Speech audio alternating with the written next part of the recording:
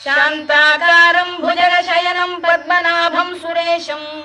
విశ్వాధారం గగన సదృశం మేఘవర్ణం శుభాంగం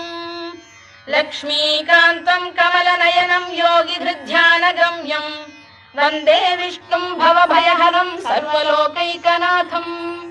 మేఘశ్యామం పీతకౌశేయవాసం శ్రీవత్సాంకం కౌస్తుభోద్భాసితాంగం పుణ్యోపేతం పుండరీకాయతాక్షం విష్ణుం వందే సర్వలోకైకనాథం నమః సమస్తభూతానామాదిభూతాయ భూభృతే అనేక రూప రూపాయ విష్ణవే ప్రభ విష్ణవే సశంఖ చక్రం సకిరీట కుండలం సపీత వస్త్రం సరసీరుహేక్షణం సహార వక్షస్థల శోభి కౌస్తుభం నమామి విష్ణుం శిరసా చతుర్భుజం ఛాయాయాం పారిజాతస్య హేమ సింహాసనోపరి